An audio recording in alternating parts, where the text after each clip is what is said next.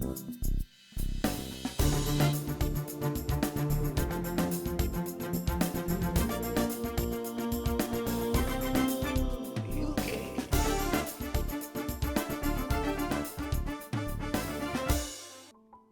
T വിയുടെ എല്ലാ പ്രേക്ഷകർക്കും യൂത്ത് ഗൈഡിലേക്ക് സ്നേഹപൂർവ്വം സ്വാഗതം.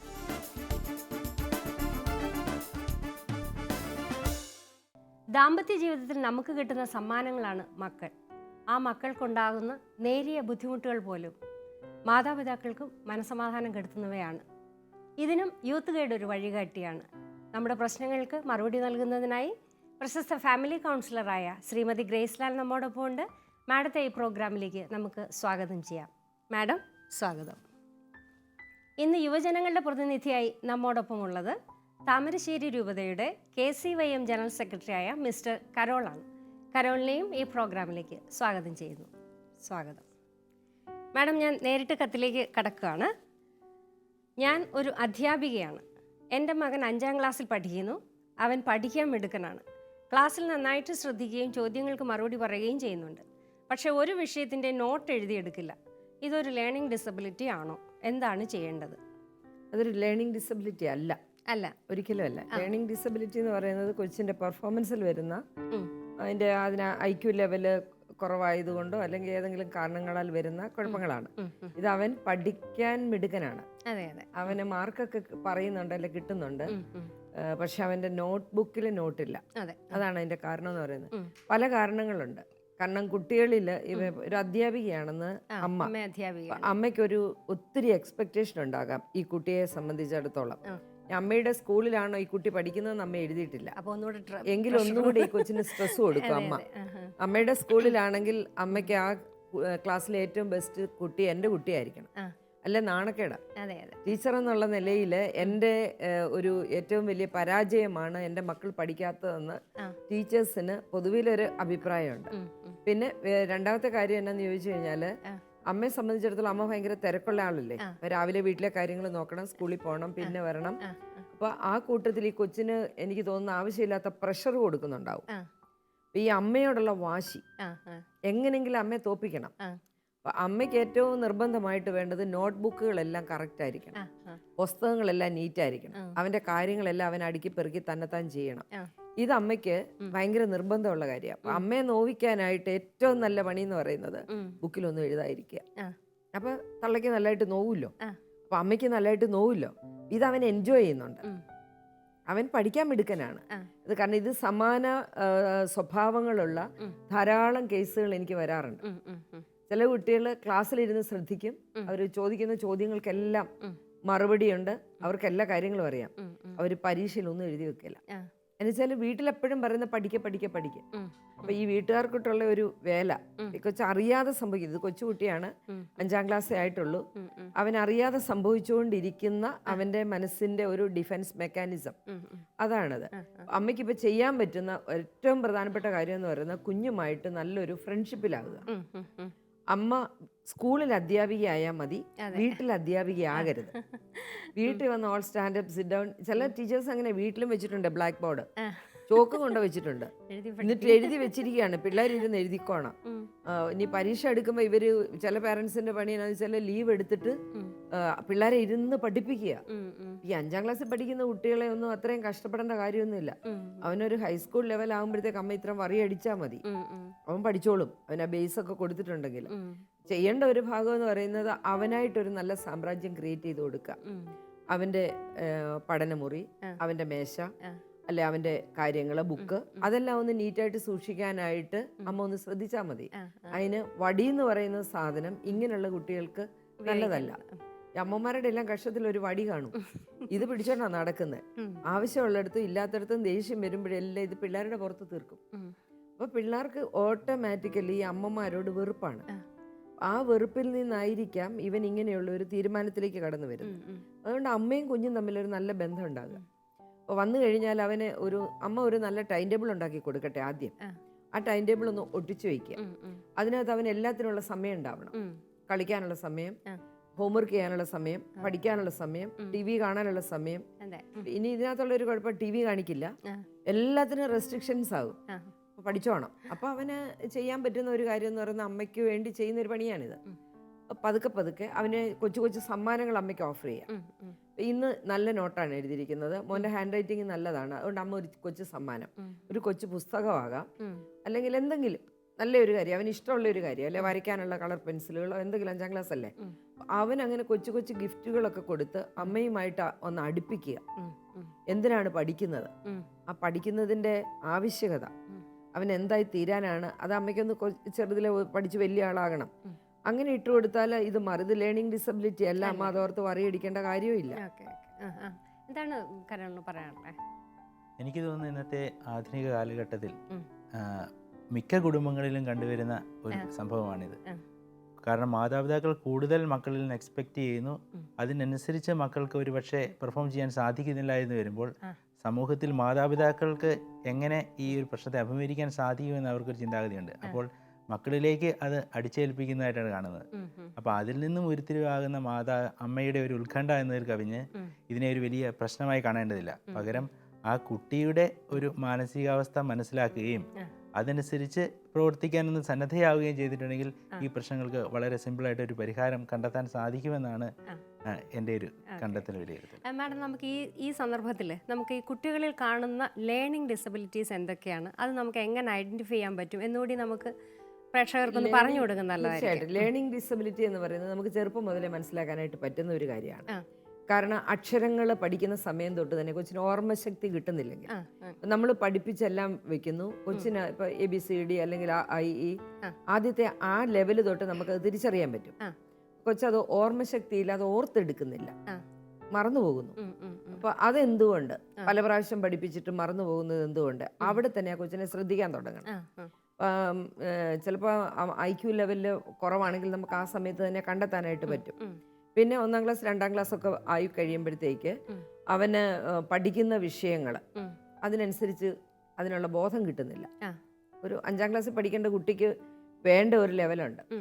അവന് 1ാം ക്ലാസ്സിൽ പഠിക്കുന്ന കുട്ടിയെ പോലെ അവൻ്റെ സംസാരത്തിൽ, അവൻ്റെ ബുക്കിലുള്ള എഴുതുമ്പോൾ അക്ഷരത്തെറ്റുകൾ, ഒത്തിരി അക്ഷരത്തെറ്റുകൾ, ചിലപ്പം അക്ഷരത്തെറ്റ് മാത്രമല്ല പറയുന്നതായിരിക്കില്ല എഴുതി വെക്കും, വെറുതെ അവിടെ ഇവിടെയൊക്കെ കോറി വെക്കുക, എഴുതി വെക്കുക. അങ്ങനെ അവനിലേക്ക് ശ്രദ്ധിച്ചു കഴിഞ്ഞാൽ ആ അക്ഷരങ്ങളിൽ വെച്ചുകൊണ്ട് തന്നെ നമുക്ക് അവന് ഡിസബിലിറ്റി ഉണ്ടെന്ന് മനസ്സിലാക്കാൻ പറ്റും. ഈ ലേണിംഗ് ഡിസബിലിറ്റിക്ക് ചെറുപ്പം മുതലേ അവനൊത്തിരി തെറാപ്പീസൊക്കെ കൊടുത്ത് മാറ്റാൻ പറ്റും. പിന്നെ കുറച്ചും കൂടി വലുതായി കഴിയുമ്പോൾ അവന് വിഷമമുള്ള വിഷയങ്ങളെ ഇവർക്ക് റിയലൈസ് ചെയ്യാൻ പറ്റും.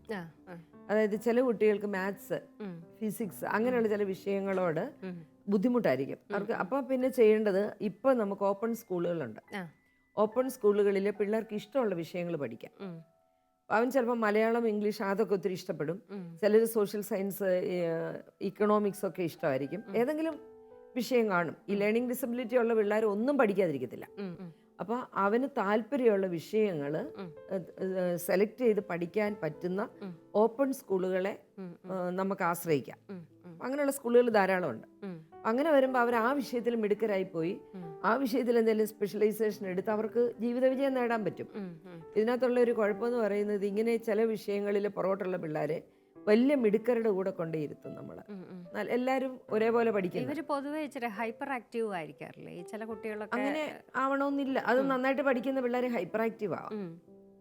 അല്ലാതെയും കണ്ടിട്ടുണ്ട് ഇങ്ങനെ ഹൈപ്പർ ആക്റ്റീവ് ആണ്, അതേസമയം ഒന്നും പഠിക്കാനും ഇതിലൊന്നും താല്പര്യമില്ല. അത് പക്ഷെ ക്രിയേറ്റീവ് ആയിട്ട് എന്തെങ്കിലും ചെയ്യാനുള്ള കഴിവുകൾ കൂടുതലാണ്. അത് എല്ലാ മനുഷ്യനിലും ദൈവം ഓരോ കഴിവ് കൊടുത്തിട്ടുണ്ട്. നമുക്ക് ജീവിക്കാൻ ആവശ്യമായ എല്ലാ കാര്യങ്ങളും ദൈവം നമുക്ക് തന്നിട്ടുണ്ട്. ഒരാൾക്ക് കൊടുത്തിരിക്കുന്നതായിരിക്കില്ല വേറൊരാൾക്ക് കൊടുത്തിരിക്കുന്നത്. കണക്കിൽ ഫുള്ള് വാങ്ങിക്കുന്ന ആള് സയൻസിൽ അല്ലെങ്കിൽ സോഷ്യൽ സ്റ്റഡീസിൽ പരാജയപ്പെടാറുണ്ട്. അങ്ങനെ ചില കുട്ടികളുണ്ട്. ചില വിഷയങ്ങൾക്ക് മാത്രം അവർ പരാജയപ്പെട്ടു പോകും. ബാക്കി എല്ലാ കാര്യത്തിലും അവർ മിടുക്കരായിരിക്കും.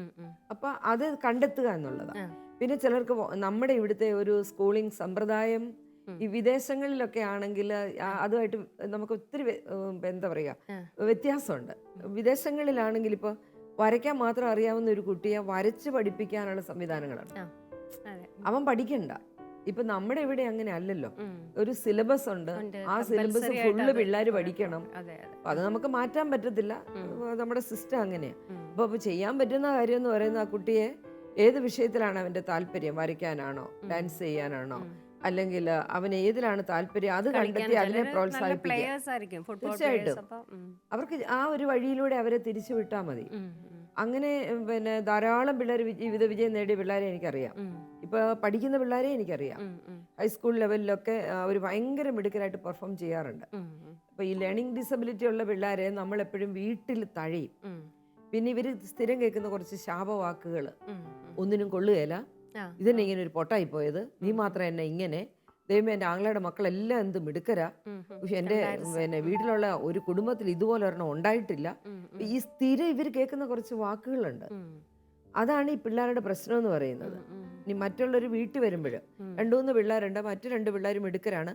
ഒരു കുട്ടിക്ക് ലേണിംഗ് ഡിസബിലിറ്റി ഉണ്ടെങ്കിൽ അമ്മ എല്ലാവരുടെയും മുന്നിൽ പ്രസന്റ് ചെയ്യുമ്പോൾ ഇത് പോക്ക, ഇത് പോക്ക, ഞാൻ വിട്ട് കളഞ്ഞിരിക്കുക. പക്ഷെ മോളുണ്ടല്ലോ ഫസ്റ്റാണ്, എല്ലാത്തിനും മിടിക്കുക. അവള് പാടും, ഡാൻസ് ചെയ്യും, എല്ലാം ചെയ്യും. ഇതിനെ എന്നാ ചെയ്യാനാ, കിടക്കട്ടെ. അപ്പൊ ഈ ഒരു സ്റ്റൈല് അമ്മമാര് പറയുമ്പോൾ ഈ കൊച്ചിലൊരു ഇൻഫീരിയോറിറ്റി കോംപ്ലക്സ് വളരുക. അവന് സ്വയമേ തീരുമാനിക്കുന്നു ഞാനൊരു അധികപ്പറ്റാണ്, അല്ലെ എന്നെ ഒന്നിനും കൊള്ളത്തില്ല. അപ്പൊ ഇത് അവനിൽ വളർന്ന് അവന്റെ പ്രശ്നങ്ങൾ കൂടുതലാകുക. അതേസമയം അങ്ങനെ അമ്മ പരസ്യമായിട്ട് ഇവരെ തമ്മിൽ കമ്പയർ ചെയ്ത് പ്രസന്റ് ചെയ്യേണ്ട കാര്യമില്ല. അമ്മമാരോട് എനിക്ക് പറയാനുള്ളത്, ദൈവത്തെ ഓർത്ത് മക്കളെ തമ്മിൽ കമ്പയർ ചെയ്യരുത്. ഏതെങ്കിലും ഒരു കുട്ടിക്ക് അങ്ങനെയുള്ള ഒരു കുഴപ്പമുണ്ടെങ്കിൽ ആ കുട്ടിക്കാണ് ഏറ്റവും കൂടുതൽ ശ്രദ്ധ കൊടുക്കേണ്ടത്. ആ കുട്ടിക്ക് ശ്രദ്ധ കൊടുത്ത് മറ്റേ കുട്ടികളുടെ ഒപ്പം കൊണ്ടുവരാനായിട്ട് പറ്റും. അങ്ങനെ അമ്മമാരൊരു നല്ല പിന്തുണ കൊടുത്താൽ ഇത്തരം കുട്ടികൾ ജീവിത വിജയം നേടുന്നുണ്ട്. അങ്ങനെ ഒത്തിരി പേരുടെ അനുഭവങ്ങൾ നമ്മൾ പേപ്പറിലൊക്കെ കാണാറുണ്ട്. ഈ കഴിഞ്ഞ വിമൻസ് ഡേക്ക് ഒരമ്മേനെ ആദരിച്ച് നിങ്ങൾ പേപ്പറിൽ വായിച്ചിട്ടുണ്ടാവും. അവരുടെ ഏറ്റവും പ്രധാനപ്പെട്ട ഒരു ആർട്ടിക്കിൾ അതായിരുന്നു. ആ സ്ത്രീക്ക് വിദ്യാഭ്യാസമില്ല, ഭർത്താവിനെ വായന അറിയില്ല. അവരുടെ 5 മക്കൾക്ക് കണ്ണ് കാണാൻ മേല, അവർക്ക് പ്രോബ്ലം ഉള്ള പിള്ളേരാ. പക്ഷെ എല്ലാ പിള്ളേരെയും അവർ പഠിപ്പിച്ച് നല്ല പൊസിഷനിലാക്കി. അത് അമ്മയുടെ ധൈര്യമാണ്, അമ്മയുടെ തൻ്റെടമാണ്. അപ്പൊ ഇതുപോലെ അമ്മമാരൊന്ന് ഇത്തരം പിള്ളേർക്ക് ഒരു തൻ്റെടം കൊടുത്താൽ മതി. നിന്നെ കൊണ്ട് പറ്റും, അവരുടെ ആ കോൺഫിഡൻസ് ലെവൽ ഒന്ന് കൂട്ടിക്കൊണ്ട് വന്നാൽ മതി. പിന്നെ അതുപോലെ തന്നെ ഈ കുട്ടികളെ സംബന്ധിച്ചിടത്തോളം അവരെ പോലെ ജീവിത വിജയം നേടിയ ധാരാളം പേരുടെ അനുഭവങ്ങൾ അവർക്ക് ഈ അമ്മയ്ക്ക് ഇട്ടുകൊടുക്കാം. ഇതുപോലെ എനിക്കറിയാവുന്ന ധാരാളം പേരുണ്ട്, അവരങ്ങനെ ആയിട്ടുണ്ട്. അതുകൊണ്ട് നിനക്കത് സാധിക്കും. ഈ കുട്ടിയുടെ കാര്യത്തിൽ അത് നോട്ട് എഴുതുന്നില്ല. നോട്ട് എഴുതുന്നില്ലെങ്കിൽ അമ്മയ്ക്ക് സ്കൂളിൽ ചെല്ലാം, ടീച്ചറുമായിട്ടൊന്ന് സംസാരിക്കാം, അവന്റെ ക്ലാസ്സിലെ പെർഫോമൻസ് എങ്ങനെ ഉണ്ടെന്ന് അറിയാം. ഇവിടെ അധ്യാപകർക്കും ചെയ്യാൻ പറ്റില്ല, തീർച്ചയായിട്ടും പറ്റും. ഇതിനകത്തുള്ള ഒരു കുഴപ്പം, ഒന്നും എഴുതുന്നില്ലെങ്കിൽ എല്ലാവരുടെ മുന്നിൽ 2 അടി കൊടുത്ത് അവിടോട്ടങ്ങ് ഇരുത്തും ടീച്ചറും. വടി ബാൻ ചെയ്താൽ ശരിയായിരിക്കാം. എങ്കിലും പോലും എനിക്ക് തോന്നുന്ന ടീച്ചറിന് ഇപ്പൊ അത്രയും സ്ട്രെയിൻ എടുക്കാൻ പറ്റുമോ ഒരു കുട്ടിക്ക് വേണ്ടി മാത്രം?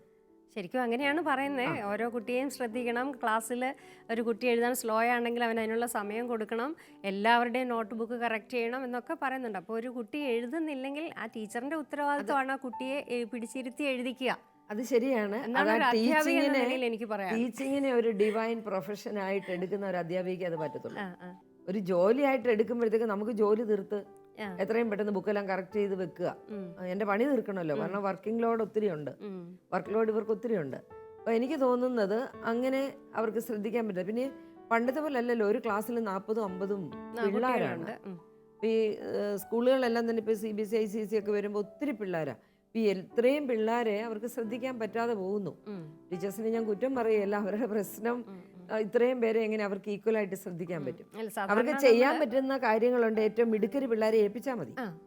7ാം ക്ലാസ് വരെ കുട്ടികളുടെ എഴുത്തും കാര്യങ്ങളും എഴുതി കൊടുക്കണം, ബോർഡിൽ എഴുതി കൊടുക്കണം, അവരെഴുതുന്ന നോട്ട് കറക്റ്റ് ചെയ്യണം എന്നൊക്കെയാണ് സാധാരണ നല്ല സ്കൂളുകളിലൊക്കെ കൊടുക്കുന്ന ഇൻസ്ട്രക്ഷൻസ്. ഈ കുട്ടിയുടെ ക്ലാസ് ടീച്ചറിനോട് ചോദിച്ചാൽ അറിയാൻ പറ്റത്തുള്ളൂ. അവനെ ഏറ്റവും തലയ്ക്ക് കൊണ്ടിരുത്താം.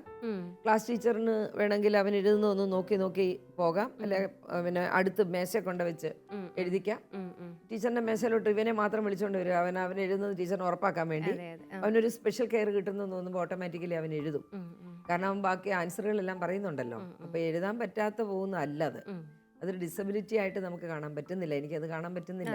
എനിക്ക് തോന്നുന്നത് അമ്മയും മകനും തമ്മിൽ ഒരു നല്ല ബന്ധം ഉണ്ടായി. അമ്മ ചിലപ്പോ എനിക്ക് തോന്നുന്നു ഈ അമ്മ ഒത്തിരി എഴുതി കൊടുക്കുന്നുണ്ടോ. ചില അമ്മമാരുടെ പരിപാടി അതാ, ബുക്ക് വാങ്ങിച്ചോണ്ട് വന്നിട്ട് ആരുടെയെങ്കിലും ബുക്ക് വാങ്ങിച്ചോണ്ട് വരാൻ പറയാം, അല്ലെ അമ്മ തന്നെ പോയി വാങ്ങിച്ചോണ്ട് വരും. എന്നിട്ട് അമ്മ ഇരുന്നങ്ങ് എഴുതും. അപ്പൊ നോട്ട് കംപ്ലീറ്റ് ആണ്, പക്ഷെ കൊച്ചു വിവരമൊന്നും അറിയുന്നില്ല. അല്ല, അന്നേരം അമ്മ എഴുതി വെക്കുന്നത് എന്തിനാന്ന് ചോദിച്ചാൽ അമ്മയുടെ ലോഡ് കുറയ്ക്കുക. അമ്മ എളുപ്പമുണ്ടല്ലോ. അങ്ങനെ ഒത്തിരി അമ്മമാർ ചെയ്യാറുണ്ട്, ഹോംവർക്കുകൾ ചെയ്ത് കൊടുക്കാറുണ്ട്. കാരണം ഇപ്പോൾ സീരിയൽ കാണണമല്ലോ, അപ്പോൾ കൊച്ചു വന്ന് കുറച്ച് നേരമേ ഉള്ളൂ. ആ കുറച്ച് നേരത്തിനിടയ്ക്ക് കൊച്ചിൻ്റെ നോട്ട്, ഹോംവർക്ക്, അവനെ പഠിപ്പിക്കുക, ഇതെല്ലാം കൂടെ അമ്മയ്ക്ക് ഭാരമാകും. അമ്മ ചെയ്യുന്ന കാര്യം എന്നാന്ന് ചോദിച്ചാൽ പെട്ടെന്ന് എഴുതാനുള്ളതെല്ലാം അങ്ങ് അമ്മ എഴുതും.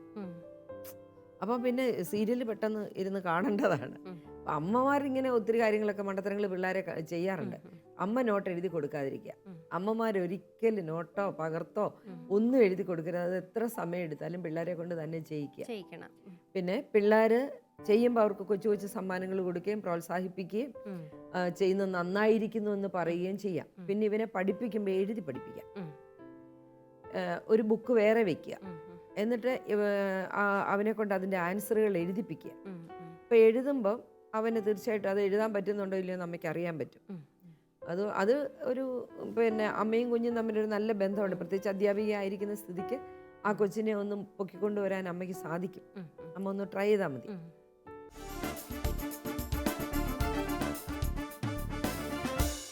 മാഡം, നമുക്ക് അടുത്ത ക്വസ്റ്റിലേക്ക് പോകാം. തീർച്ചയായിട്ടും. ഞാൻ 36 വയസ്സുള്ള ഒരു അധ്യാപികയാണ്.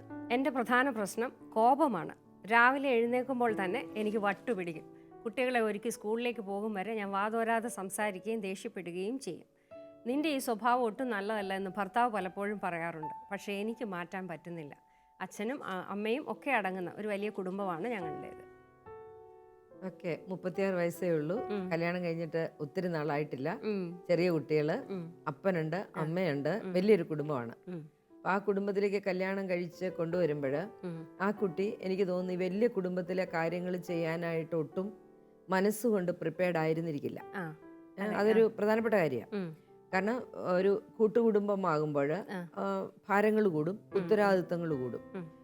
ഇവരെ സംബന്ധിച്ചിടത്തോളം രാത്രി കുഴപ്പമില്ല, വട്ടില്ല. രാത്രി അവർ ശാന്തമായിട്ട് ഉറങ്ങുന്നുണ്ട്. നേരം വെളുക്കുമ്പോൾ അവർക്ക് വട്ട് തുടങ്ങുന്നതാണ് പറയുന്നത്. അപ്പൊ അതെനിക്ക് തോന്നുന്നത് അവരിഷ്ടമില്ലാത്ത പണി ചെയ്യുന്നതാണ് അവരുടെ വട്ട്. അതായത് അധ്യാപനം അവർക്ക് ഇഷ്ടമാണ്, കാരണം കാശ്, ശമ്പളം ഒക്കെ ഉണ്ട്. അവിടെ ചെല്ലുമ്പോൾ ഇത്രയും പ്രശ്നം കാണത്തില്ല. ഈ വീട്ടിലെ ജോലി ചെയ്യാൻ ആശാട്ടിക്ക് ഇഷ്ടമില്ല. അപ്പൊ ഇഷ്ടമില്ലാത്ത കാര്യങ്ങൾ ചെയ്യുമ്പം ഇത് ആരോടെങ്കിലും ഒക്കെ പഴി പറഞ്ഞുകൊണ്ട് ചെയ്യുക, ആരെയെങ്കിലും ഒക്കെ കുറ്റം പറയുക. ചിലപ്പോൾ സ്വന്തം ജീവിതത്തെ തന്നെ ആയിരിക്കും പഴിക്കുന്നത്. എന്റെ തലവരെ ഇതായിപ്പോയല്ലോ, ഞാൻ എന്നാത്തിനാണോ ഇങ്ങനെ ജീവിക്കുന്നത്, എനിക്ക് പറ്റുന്നില്ലല്ലോ. അപ്പൊ ഈ അവരുടെ ആ ഉള്ളിലുള്ള അതൃപ്തി ദേഷ്യമായിട്ട് പുറത്തു വരികയാണ്. പക്ഷെ അവർക്ക് അതിനൊരിക്കലും ഇങ്ങനെ ഈ വഴിയിലൂടെ പോയാൽ ഇതിൽ നിന്ന് അവർക്ക് ഒരിക്കലും ഒരു മോചനം ഉണ്ടാവില്ല.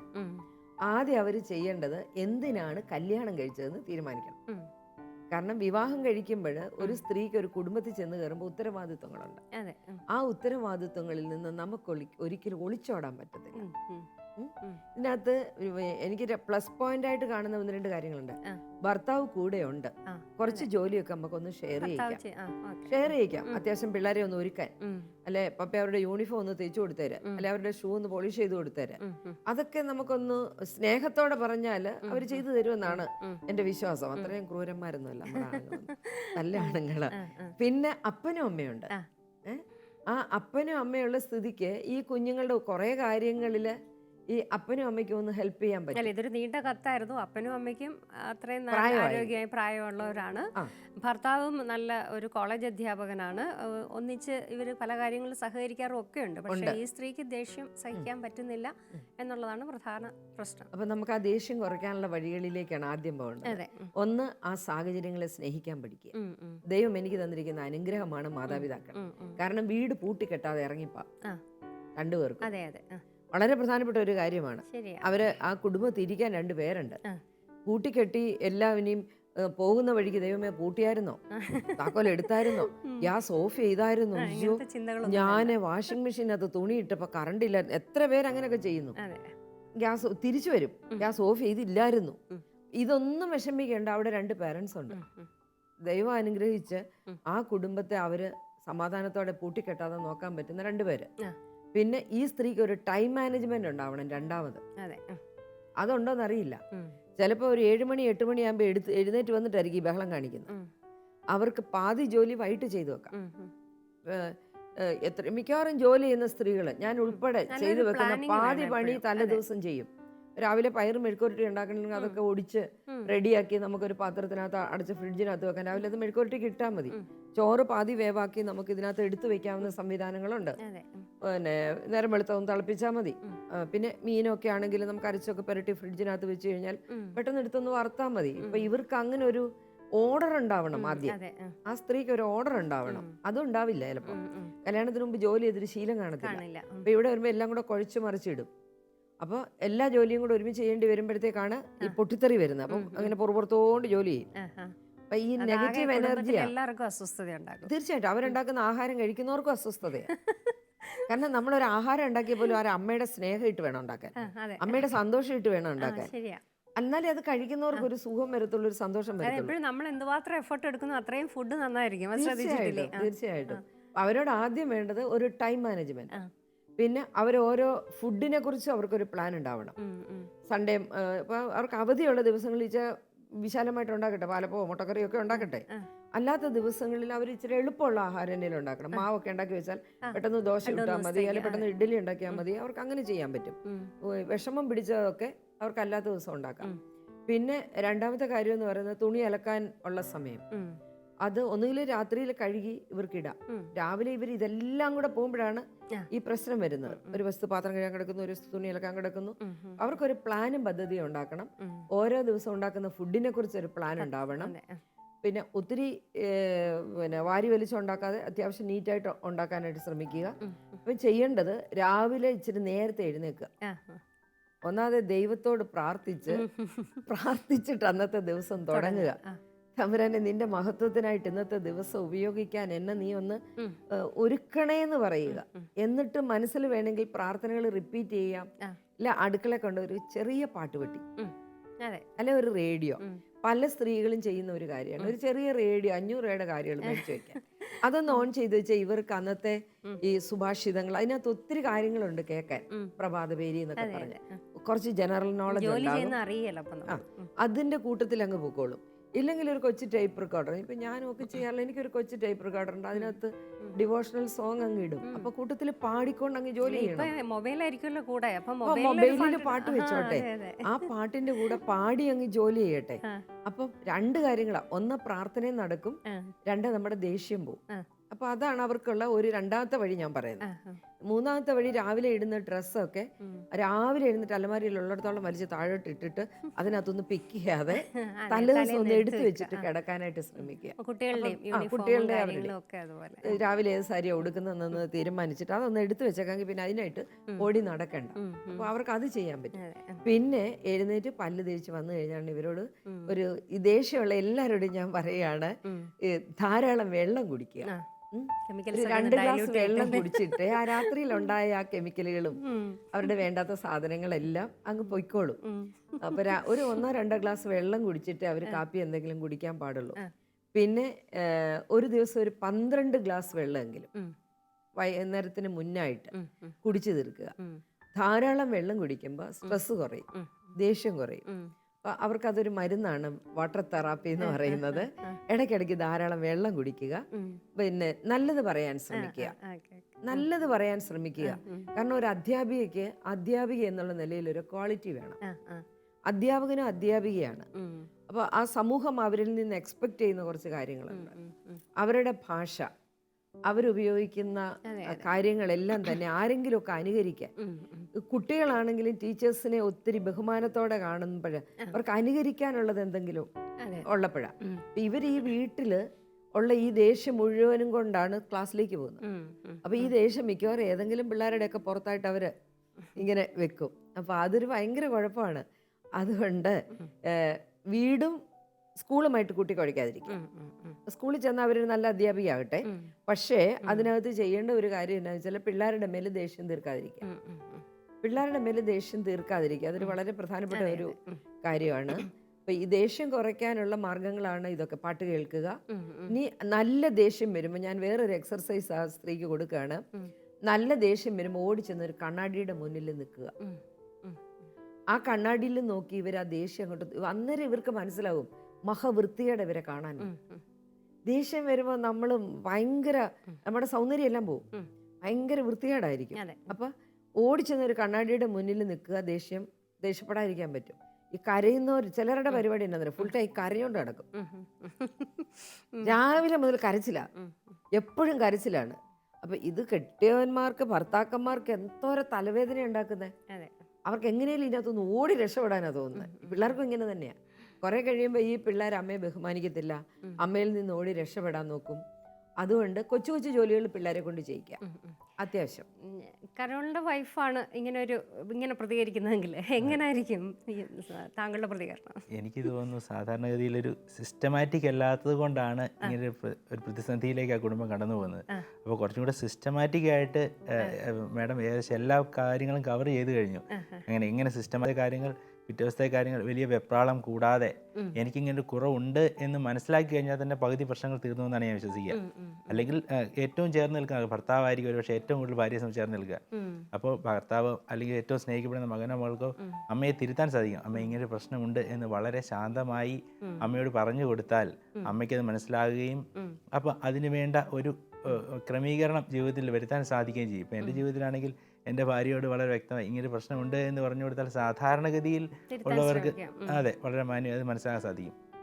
അതല്ല ഇതൊരു ആന്തരിക മുറിവ് എന്ന് വേണമെങ്കിൽ നമുക്കിതിനെ പറയാൻ സാധിക്കും. അങ്ങനെയാണെങ്കിൽ എന്തോ ഒരു ഹീൽ ചെയ്യപ്പെടും. ആ കുടുംബത്തിലേക്ക് വന്നപ്പോൾ ഒരു വേദനയോ അല്ലെങ്കിൽ വിവാഹത്തിന് മുമ്പേ ചിലപ്പോൾ ഒരു പക്ഷേ ഈ ഭർത്താവിൻ്റെ അപ്പനോടോ അമ്മയെക്കുറിച്ച് കേട്ട കാര്യങ്ങളോ അല്ലെങ്കിൽ ഈ മക്കളോടുള്ള ദേഷ്യമോ എന്തുവാ എന്ന് വെച്ചാൽ സ്കൂളിൽ ചെന്ന് കഴിഞ്ഞാൽ അവർക്ക് മറ്റൊരു വിഷയങ്ങൾ കാണുന്നില്ല അതിനകത്ത്.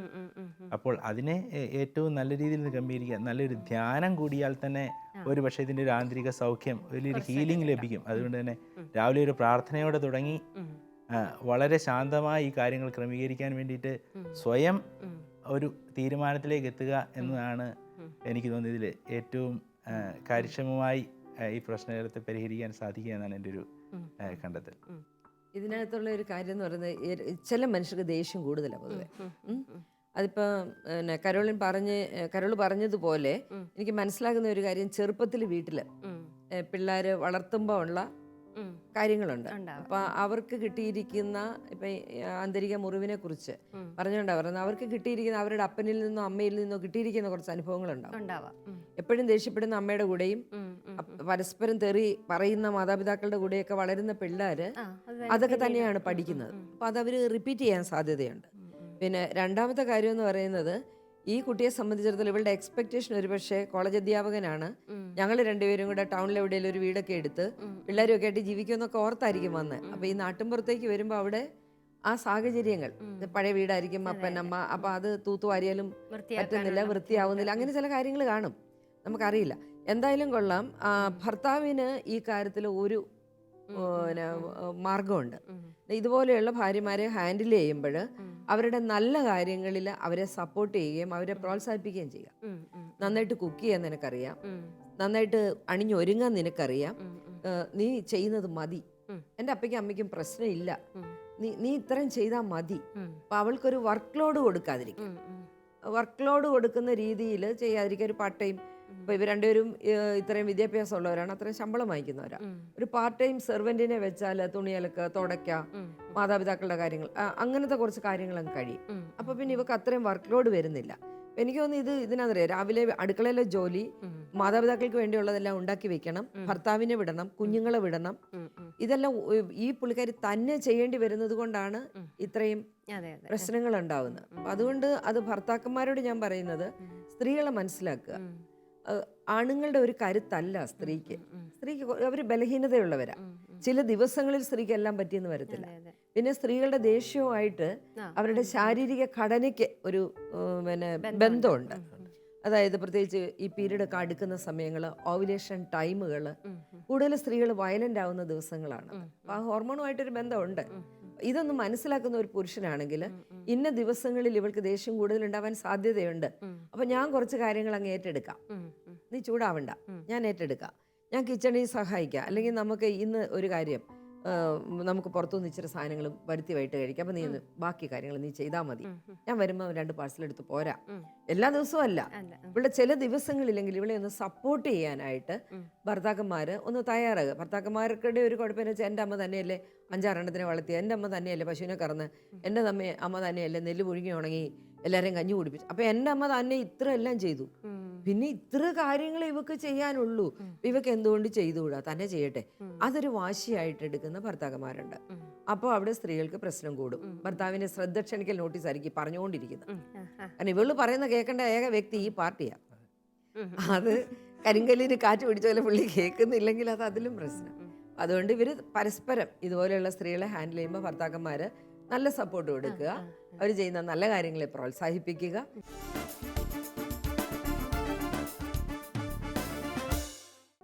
കോപത്തെ ഒരു സാധാരണ വികാരമായി കാണുക. നന്നായിട്ട് സ്നേഹിച്ച് കഴിയുന്ന ദമ്പതികളുടെ ഇടയിൽ പോലും ദേഷ്യവും അസ്വസ്ഥതയും ഒക്കെ ഉണ്ടാകാറുണ്ട്. ഒരാൾ ശബ്ദം ഉണ്ടാക്കുമ്പോൾ മറ്റേയാൾ ആത്മസംയമനം പാലിക്കുക. നിങ്ങളുടെ വിലയേറിയ അഭിപ്രായങ്ങളും നിർദ്ദേശങ്ങളും ഞങ്ങൾ പ്രതീക്ഷിക്കുന്നു. എഴുതേണ്ട വിലാസം: the producer, youth guide, Shalom TV, Peruvannamuzhi PO, Calicut. വീണ്ടും കാണാം നമുക്ക് അടുത്ത എപ്പിസോഡിൽ മറ്റു ചില കത്തുകളുമായി. അതുവരേക്കും നന്ദി.